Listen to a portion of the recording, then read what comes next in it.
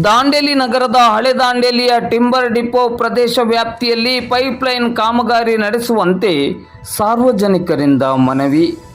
ದಾಂಡೇಲಿ ನಗರದ ಹಳೆ ದಾಂಡೇಲಿಯಲ್ಲಿ ಕಾಳಿ ನದಿಯಿಂದ ನೀರು ಕೊಂಡೊಯ್ಯುವ ಪೈಪ್ಲೈನ್ ಕಾಮಗಾರಿಯನ್ನು ಹಳೆ ದಾಂಡೇಲಿಯ ಮುಖ್ಯ ರಸ್ತೆಯ ಬದಿಯಲ್ಲಿ ಮಾಡುವುದರ ಬದಲು ಹಳೆ ದಾಂಡೇಲಿಯ ಟಿಂಬರ್ ಡಿಪೋ ಪ್ರದೇಶದಲ್ಲಿ ಮಾಡುವಂತೆ ಹಳೆ ದಾಂಡೇಲಿ ಭಾಗದ ಸಾರ್ವಜನಿಕರು ಸೋಮವಾರ ದಾಂಡೇಲಿ ನಗರದ ಪ್ರವಾಸಿ ಮಂದಿರದಲ್ಲಿ ನಗರಸಭೆಯ ಪೌರಾಯುಕ್ತರಿಗೆ ಮತ್ತು ಸ್ಥಾಯಿ ಸಮಿತಿಯ ಅಧ್ಯಕ್ಷರಿಗೆ ಮನವಿಯನ್ನು ಮಾಡಿದರು.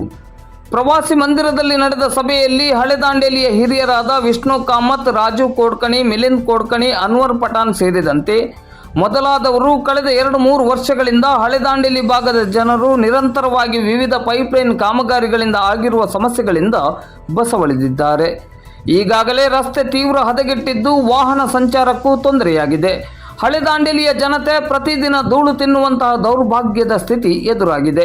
ಹೀಗಿರುವಾಗ ಮತ್ತೊಂದು ಪೈಪ್ಲೈನ್ ಕಾಮಗಾರಿ ಆರಂಭವಾಗಿರುವುದು ಹಳೆ ದಾಂಡೇಲಿ ಭಾಗದ ಜನತೆಯ ಮನಸ್ಸನ್ನು ಮತ್ತಷ್ಟು ತೀವ್ರ ಆಘಾತಗೊಳಿಸಿದೆ.